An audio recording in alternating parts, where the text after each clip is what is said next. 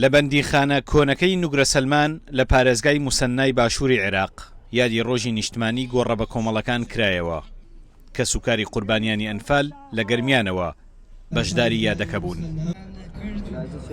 ئەم یادەی کام ڕۆکراوەوە بۆ خۆی دەنگدانەوەیکی زۆرە بێت بە تایبەتی ئێمە شۆک و فراکسیۆنی یەکێتی نیشتیمانی کوردستان لە ماوەی 2 ڕۆژە وەروەها بە تایبەتی خۆم کارمان کردووە لەسەر ئەوەی کەوا هاوکاری ئەم کەسانە بکرێت کە دێنە ئێرە لە ڕووی ئەمنیەوە بپارێزن پێداویستەکانیان بۆ دابین بکرێت وەرەبا لە هەمان کاتیشا لە ماوەی ئەم 2 ڕۆژە مەسەردانی موسسەی سوجەنای عێراقم کردووە. ئەمڕۆ ستافێکیان لێرەیە بە مەبەستی دروستکردنی فیلمێکی دوکومنتاری لەسەر موسسەی شوهدای عێراق لەسەر پرۆسەی ئەنفال لە نوگرە سەلمان، ینی بەڕاستی ئەمە ئەبێتە یەکەم فیلم یەکەم بەڵگە فیلم کەوا لە عێراقەوە وەروەها لە موسسەی عێراقەوە دەکرێت لەسەر ئەنفال کراوەکان.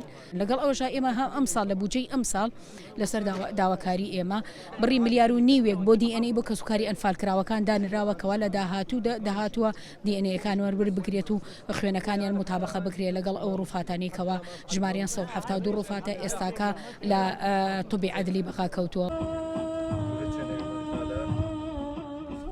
لە دوای ساڵی 2003ەوە کە سوکاری ئەنفال کراوان لە چاوەڕوانی هەڵدانەوەی زیاتر لە 200 گۆڕی بە کۆمەڵن بۆ ئەوەی ڕووفاتەکانیان بۆ بگەڕێتەوە.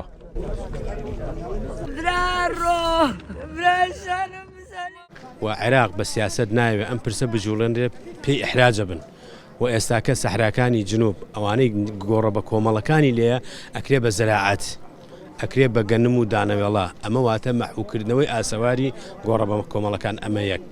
لەسەر ئاستی دەولی ئەمریکا و بەریتانیا ئاگدار بوون لەوەی کە لە کاتی ئەنفالدا خەڵک خراوەتە گۆڕی بە کۆمەڵەوە بە دەلیلی ئەوەی لە دۆسەی دادگای باڵای تاوانەکان بە ئاسانی زیاتر لە 28 گۆڕیان لە منتیقەی سەماوە هەڵدایەوە هەمووی ئێسک و پروسکتیادا بوو.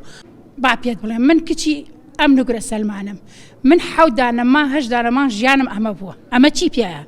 ئەمە منجەڵی چێشتم بووە، ئەمە منجەڵی ئەمە کوپی ئاو خواردنم بووە، ئەمە کوپی چام بووە، ئەمە کوپی هەموو ژیانم کە خێزانی کورد ناو ئەوە بەمە ژیاوە بە ئاوی سوێر و بە سەمونی ڕق.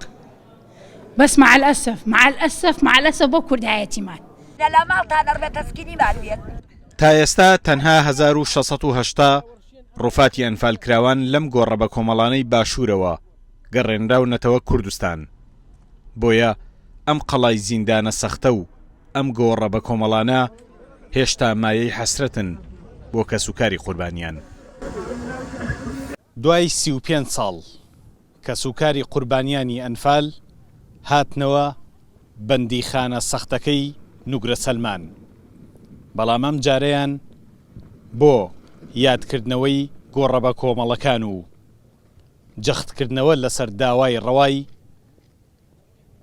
دەرهێنانی ڕووفات و گەڕانەوەی بۆ زێدی نیشتمان.